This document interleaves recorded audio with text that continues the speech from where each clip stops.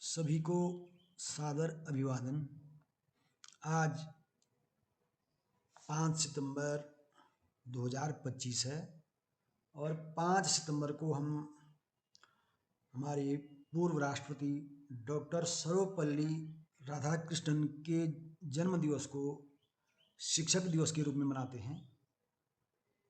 Doctor Sarvepalli Radhakrishnan वास्तव में एक सच्चे शिक्षक थे और उन्होंने एक शिक्षक के रूप में ही अपनी पहचान बनाने और अपनी पहचान जीवित रखने के लिए यह स्वीकार किया कि उनके जन्म दिवस को, और उन्होंने स्वयं सुझाव दिया कि उनके जन्म दिवस को शिक्षक दिवस के रूप में मनाया जाए।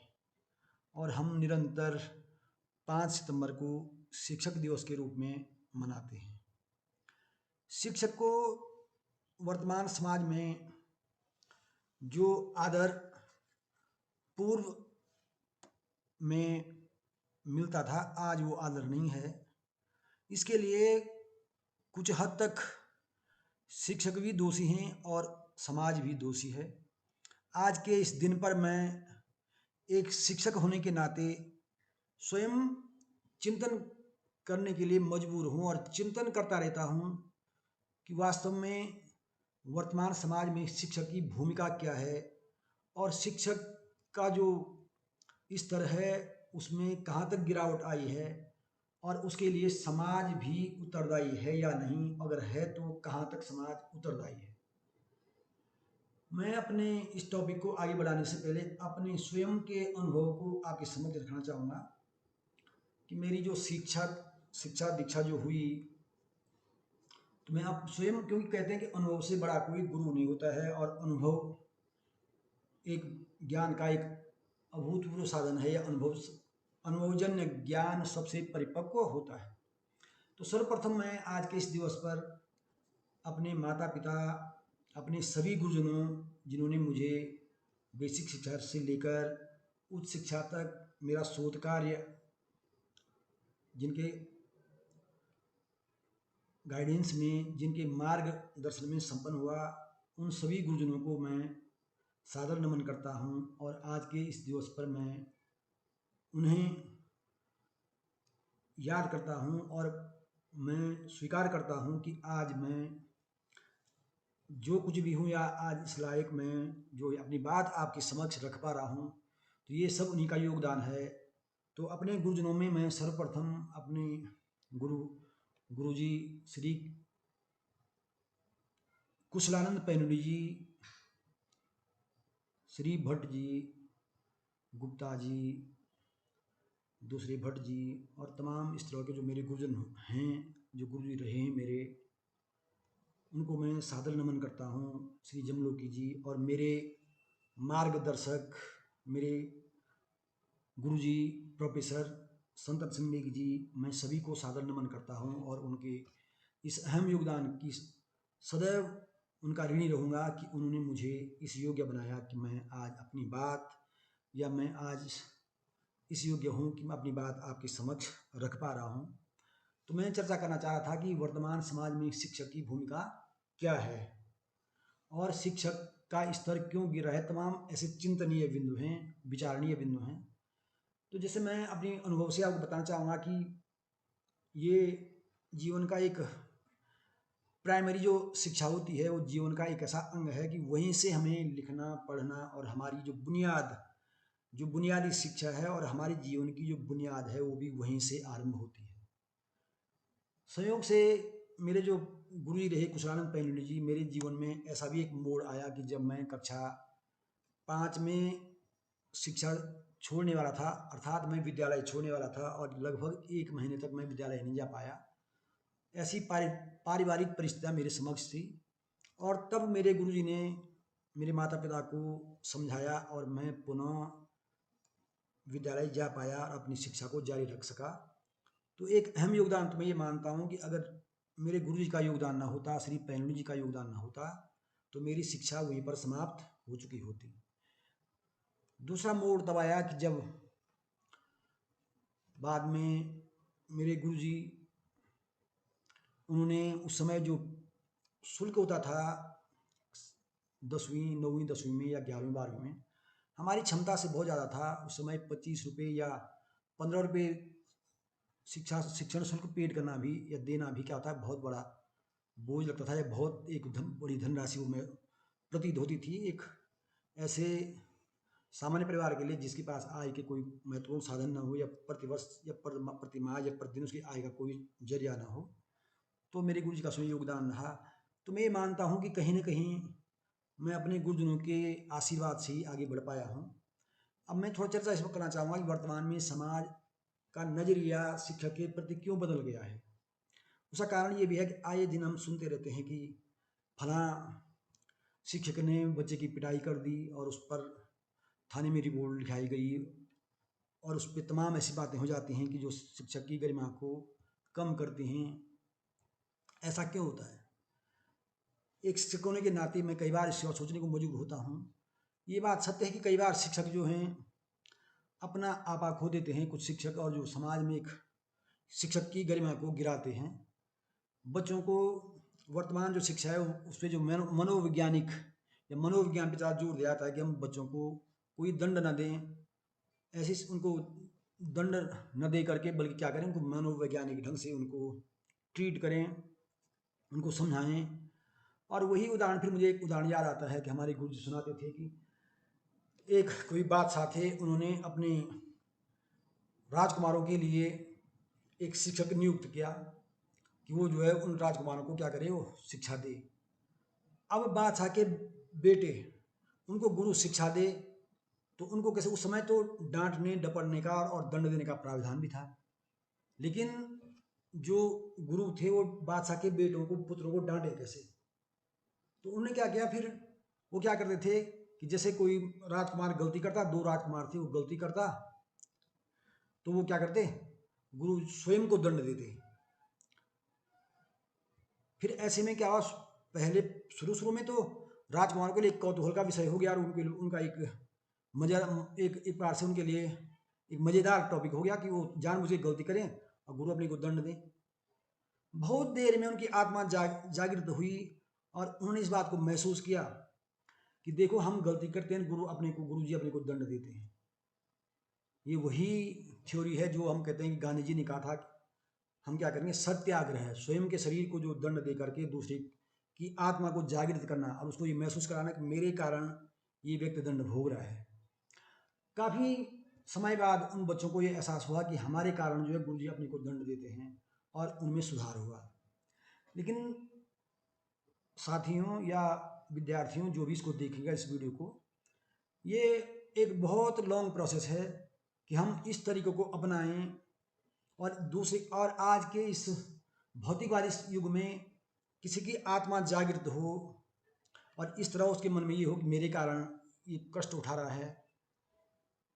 बहुत अच्छा रास्ता है, बहुत अच्छा तरीका है, लेकिन क्या ये आसान है? और क्या ये सारी अपेक्षाएं गुरु से ही की जा सकती हैं? तो ये तमाम विचारणीय बिंदु हैं कि शिक्षक जो दंड देता है उसको दंड नहीं देना चाहिए, और उसमें जो शिक्षक आपा खोते हैं उनको आपा नहीं खोना चाहिए। और यदि कभी, एक हमारे शास्त्रों में ये भी कहा गया कि भय बिनु होय न प्रीति, क्योंकि ये भी होता है कि हमने भी खुद महसूस किया कि हमारे जो गुरुजी पर डे होमवर्क चेक करते थे, क्लास में प्रत्येक बच्चे को खड़े होकर पूछते थे तेरी समझ में आया या नहीं आया, तो हम उस विषय में जरूर सजग रहते थे और होमवर्क करके पूरा करके आते थे। जो गुरुजी ऐसा नहीं बोलते थे कि सामान्य तौर पे ही ऐसा हंसी मजाक करके और अपनी पीरियड पूरा कर दिया, उसमें हम लापरवाह हो जाते थे। तो मैं समझता हूँ मनोविज्ञान तब भी था, आज भी साइकोलॉजी वही है बच्चों की। ये मैं इसका मतलब ये नहीं कि मैं दंड के पक्ष में हूँ, लेकिन अगर मैं एक और उदाहरण दूंगा दूसरा, कि कई बार शिक्षक से भूल हो गई, या कहीं उसने, वो भी एक इंसान है, उसमें मानवीय गुण हैं, उसमें भी मानवीय कमियां हैं।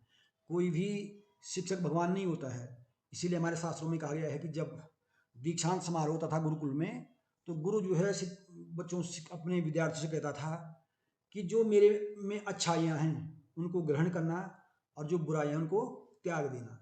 तो गुरु भी एक इंसान ही है, उसमें मानवीय कमियाँ हैं, उसमें तमाम बुराइयाँ हैं। अगर कभी किसी शिक्षक से उसने आपा खो दिया, अब लेकिन इस कदर आपा ना खोए कि वो बच्चे को शारीरिक नुकसान हो जाए, अगर कहीं से दंड दे दिया तो क्या समाज इस स्थिति में है, क्या उसके माता पिता इस स्थिति में है कि उसको क्षमा कर सकें? आज की डेट में मैं कहूँगा नहीं, वो स्थिति में इस स्थिति में कदापि नहीं है कि वो बच्चे को थोड़ा भी दंड मिले और उस क्षमा कर दें। वो कहते हैं कि इसको मैं सबक सिखाऊंगा। हमारे समय में बताता हूँ कि हमारे गुरु जी भी थे, उनका नाम नहीं लूँगा कि समाज में तो जाएगा कि मैसेज कि हाँ हमने किसका नाम लिया। बहुत अच्छा, बहुत अच्छी गणित पढ़ाते थे। प्रत्येक बच्चे को पूछते थे तेरी समझ में आया, अगर नहीं आया तो क्यों नहीं आया, तूने कहाँ पे प्रयास किया, कहाँ पे बुलाया, इतने अच्छी तरीके से। और उसका उसका लाभ ये रहा कि हमारी गणित वास्तव में बहुत अच्छी थी और उस समय लगभग सभी बच्चे गणित में बहुत अच्छे हो, बहुत उन अच्छी तरह गणित को समझते थे। एक दिन संयोग से क्या हुआ कि उन्होंने किसी बात पे बच्चे हंसने लगे, बच्चे जो ठहरे सब बच्चे एक साथ हंसने लगे, उन्हें पिटाई कर दी। लेकिन उस समय ये स्थिति तो थी नहीं, घर में शिकायत करने कुछ बोलने का मतलब ही नहीं था। उसका दूसरा पक्ष क्या था, गुरु जी की इतनी आत्मीयता थी कि वो एक्स्ट्रा क्लास अपने कमरे पर अतिरिक्त कक्षाएं लेते थे और सुबह शाम पढ़ाते थे, जिसका उन्होंने कभी पैसा नहीं लिया। आज ये भी एक एक परिपाटी बन गई है कि ट्यूशन की जो प्रथा बन गई है कि गुरु क्लास में नहीं पढ़ा रहा है या जो इस तरह के लोग नहीं वो ट्यूशन पढ़ा रहे हैं। तो ये भी एक पक्ष है समाज में शिक्षक की भूमिका में गिरावट आने का। और समाज का जो नजरिया है कि वो शिक्षक से बहुत अपेक्षा करता है लेकिन अपनी तरफ नहीं देखता है, या अपनी तरफ पेरेंट्स अपनी शिक्षक से अपेक्षा करते हैं कि वो ऐसे इस तरह पढ़ाई साइकोलॉजिकली उनको ट्रीट करे, लेकिन अपने आप ये नहीं देखता कि मैं क्या वास्तव में मैं गुरु के साथ सम्मानजनक व्यवहार करता हूँ। आज जो हमारे प्राइवेट जो स्कूल हैं उनके शिक्षकों को ज़्यादातर अभिभावक इस नज़र से देखते हैं कि अरे इनको कम वेतन, उनको एक वेतन क्या हो गया, एक उसका पैमाना हो गया है मानक उसके आदर का। ये समाज का भी एक नजरिया है। तमाम ऐसी बातें हैं जो ये बताती हैं कि शिक्षक की भूमिका क्या होनी चाहिए और क्यों समाज में उसके आदर में उसके सम्मान में गिरावट आई है, और क्यों समाज आज शिक्षकों को वो आदर सम्मान नहीं दे पा रहे हैं। तो मैंने थोड़ी पीपीटी तैयार की थी, the role of the teacher in modern society. Teacher का रोल तब भी महत्वपूर्ण था जब गुरुकुल थे और जब तक्षशिला और इस तरह के जो नालंदा जैसे विश्वविद्यालय थे, और आज भी गुरु की भूमिका उतनी ही महत्वपूर्ण है। भले हम आज गूगल गुरु कह दें, लेकिन तब भी शिक्षक जो इंटरेक्शन आमने सामने होता है उसका अपना महत्व है, और गुरु का जो सामने उसको जो समझाने का तरीका है वो हर गुरु का अलग होता है। तो ये आज भी समाज में शिक्षक की बहुत महत्वपूर्ण भूमिका है, उसको हम किसी भी तरह नकार नहीं सकते हैं। तो आज मॉडर्न रोल क्या है in an increasingly complex and rapidly changing world, the role of a teacher extends far beyond traditional instruction. This presentation explore how educators are adapting to new challenges and opportunities, shaping not just minds but the future itself. आज वर्तमान जो society है उसमें teachers का role जो है बदल गया, उसे चैलेंजिंग हो गया है। उसको जो पारंपरिक जैसे मैंने बताया शिक्षा थी और उस समय जो केवल इंस्ट्रक्शन देना था वही भूमिका नहीं लगी। आज नई टेक्नोलॉजी आ गई है, आज जो है हम पावर पॉइंट प्रेजेंटेशन के थ्रू जो है क्लासेस लेते हैं, और तमाम जो हमारे पास जो टीचिंग मटेरियल है उसका यूज करते हैं। आज हम जो इंटरनेट या हम जिस समय का गूगल का तमाम ऐसी जो एआई है, आर्टिफिशियल इंटेलिजेंस है, उसका प्रयोग अपने टीचिंग में करते हैं। और इन सब एआई का उपयोग करना एक टीचर को आना बहुत ज़रूरी है। तो इसलिए आज के समाज में टीचर का रोल वास्तव में एक चैलेंजिंग रोल हो गया है। उसको टीचर एक ऐसी वस्तु बन गया है कि उसको अपना जो किताबी नॉलेज है, जो पुस्तकीय ज्ञान है वो तो होना ही चाहिए, साथ ही साथ उसको वर्तमान में जो टेक्नोलॉजी है टेक्नोलॉजी को समझना चाहिए। उसको कंप्यूटर ज्ञान आवश्यक है, उसको एआई का ज्ञान आवश्यक है, उसको टाइपिंग आना जरूरी है। तो इस तरह क्या है उसका रोल जो है क्या हो गया वर्तमान में बदल गया है। Introduction, why teachers are more crucial than ever. Teachers stand at the forefront of societal progress, tasked with preparing the next generation for challenges unknown. They are pivotal in fostering resilience, adapting, and critical thinking attributes attributes essential for navigating contemporary global shifts. Their influence transcends academic achievement, shaping character and social values. The rapid pace of technological advancement and information saturation makes the teacher's role in guiding and curti- curating knowledge more important than ever.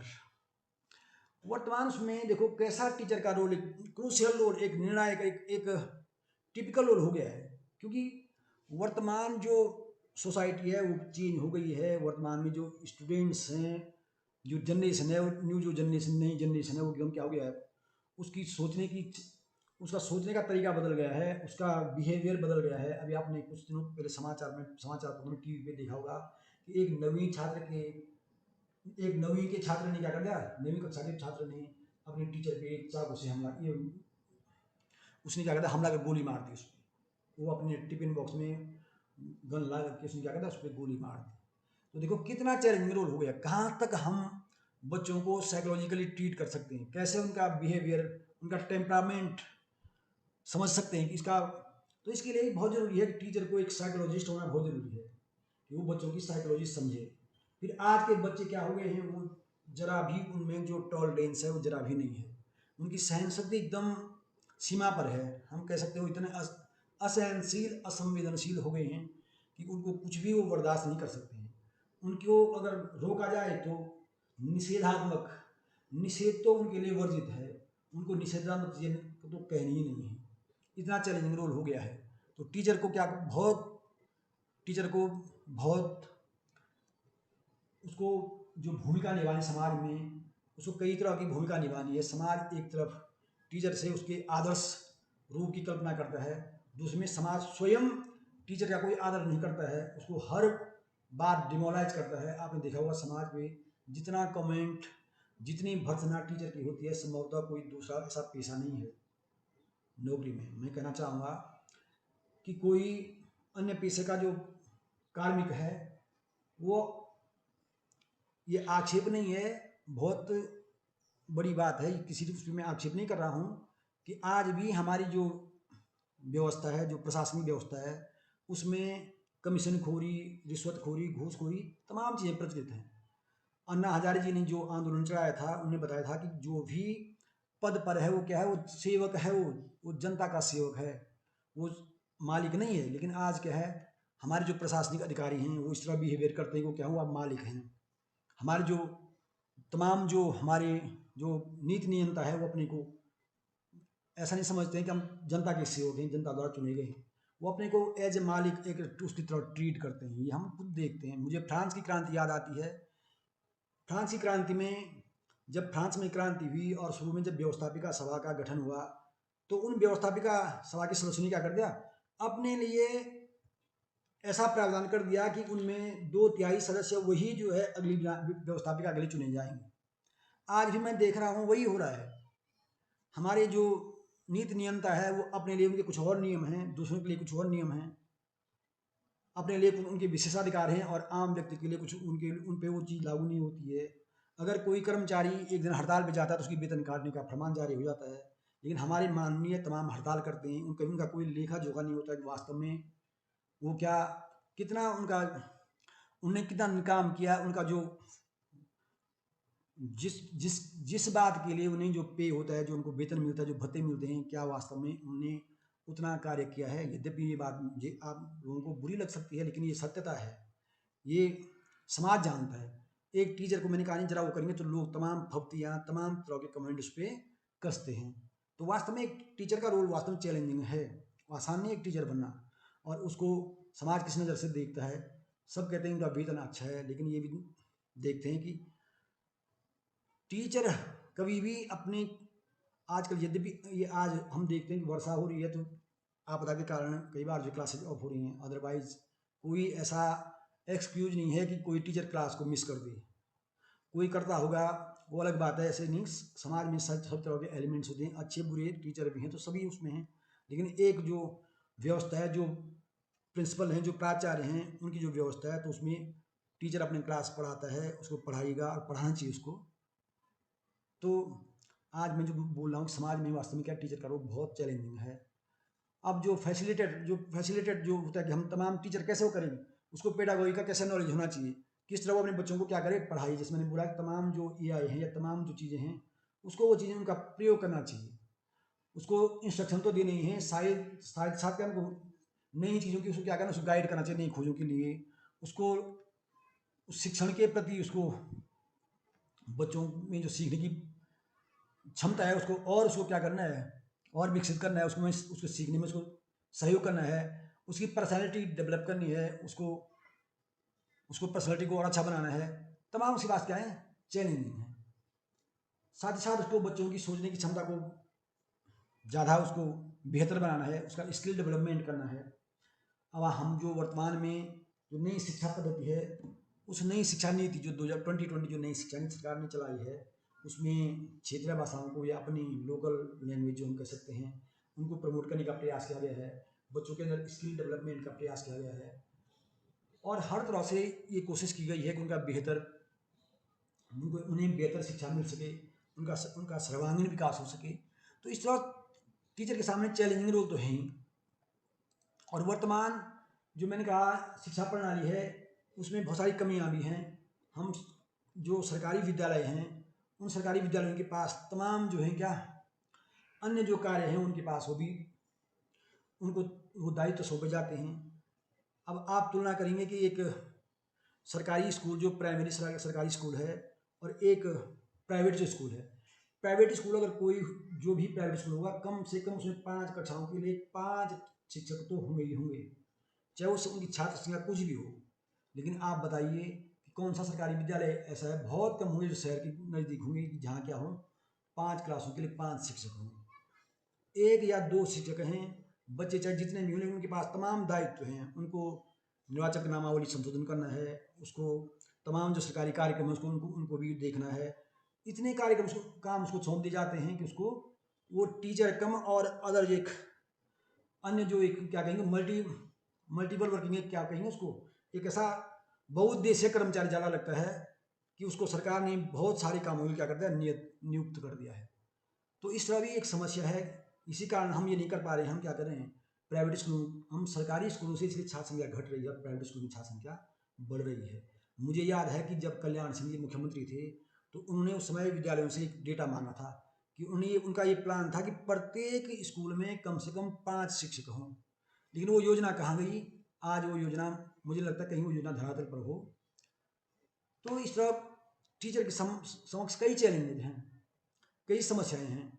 हम समाज अपेक्षा तो करता है लेकिन अपने आप ये नहीं करता है क्या वास्तव में टीचर की भूमिका वही है, टीचर को वो उसी नज़र से देखता है। तो इस तरह बहुत सारी बातें कहने के लिए मैंने ये पीपीटी बहुत वो बनाया था, लेकिन मुझे लगता है ये काफ़ी लंबा हो जाएगा। मैंने थोड़ा एक चिंतन करने का प्रयास किया है कि आज के इस भौतिकवादी युग में और जहाँ नैतिकता क्या हो गई है, नैतिक मूल्य क्षीण हो गए हैं। आज कहीं भी आप बच्चों से ये अपेक्षा नहीं कर सकते हैं कि वो आपको आदर की भावना से देखेगा। हम आए दिन ये घटनाक्रम देखते हैं कि एक बच्चा जो है टीचर को अनाप शनाप खुलेआम एक रस्म कहीं गाली गलौज करता है, खुद हमारे सामने हुआ है। और हम समाज उससे अपेक्षा कर रहा है कि ये टीचर क्या करें, आदर्श रूप में वो करें। इतना स्तर गिर गया है कि कोई भी पेरेंट्स अपने बच्चे को डांटने को या उसको उसकी गलती को एहसास कराने को तैयार नहीं है। और टीचर से अपेक्षा हो रही है कि ये क्या करें, चुपचाप रहें और ये हमारे बच्चे का सर्वांगीण विकास करें। आए दिन हमारे जो महाविद्यालय में हैं ऐसी तमाम घटनाएं होती रहती हैं जहाँ टीचर का सम्मान वो कितना ही पढ़ा है उसी, आज ये नहीं देखा जा रहा है वो कितना कैसा पढ़ा रहा है। आज टीचर का काम पढ़ाना नहीं रह गया है, उसको ये है कि वो बच्चों को कैसे क्या करे, बच्चों की एक प्रकार से बच्चों के साथ इस ढंग से वो रहे कि उसको पढ़ाए नहीं कि वो बच्चों को खुश रखे। खुश कैसे कि उनके साथ दोस्ती बना के खुश रखे, ये अपेक्षा हो गई है बच्चों की। हायर एजुकेशन में तो इतनी बुरी स्थिति है कि जो हम कह नहीं सकते कि कैसे टीचर का सम्मान बना रह पाएगा। और न ही ऐसा नहीं सब बच्चे ऐसे हैं, ऐसे नहीं, बहुत अच्छे बच्चे हैं, वो पढ़ते हैं, तैयारी करते हैं, अच्छे उसमें निकलते हैं। मैंने कहा ना, अच्छाई बुराई हमेशा बराबर रही है, लेकिन कुछ एलिमेंट्स ऐसे हैं, वो दो चार कहते हैं ना, एक मछली सारे तालाब को गंदा कर देती है। वो सारे बच्चों का हरेसमेंट, टीचर्स का हरेसमेंट हो जाता है, वो विमुख हो जाता है पढ़ाने से, वो कहता है क्या करूँ उसमें, तो फिर वो इसके लिए दोषी कौन है? हायर उच्च शिक्षा की स्थिति तो ये है कि पेरेंट्स कोई ध्यान ही नहीं देता बच्चों पे कि उनके बच्चे क्या कर रहे हैं, वो नशे की नशा कर रहे हैं या पढ़ रहे हैं, या वो क्लास में जा रहे हैं नहीं जा रहे हैं, ये तमाम बातें हैं। तो इस तरह एक मैं केवल कुछ बिंदु आपके चिंतन के लिए छोड़ता हूँ, चाहे विद्यार्थी हों या अन्य लोग जो इस वीडियो को देखेंगे, कि टीचर के साथ साथ मैं तो चिंतन कर ही रहा हूँ कि एक चिंतनीय विषय है। टीचर के साथ साथ आप भी इस पर चिंतन करें, और जैसे हम दो एक उंगली अगर आप टीचर की तरफ उठाते हैं तो तीन उंगली समाज की तरफ भी उठती हैं, और मैं भी समाज का एक अंग हूँ। तो हम ये भी देखें कि क्या संपूर्ण समाज, केवल टीचर समाज ही दोषी है, या कहीं समाज का भी उसमें कुछ दोष है? मैं समझता हूँ कि ताली दोनों हाथ से बजती है। आज के इस शिक्षक दिवस पर इतना ही बहुत है कि आप, मैं भी एक शिक्षक के रूप में चिंतन करूँ, और आप भी एक समाज का एक अंग, एक जिम्मेदार होने, नागरिक होने के नाते या विद्यार्थी होने के नाते विद्यार्थी को देखेंगे, वो भी चिंतन करें। धन्यवाद।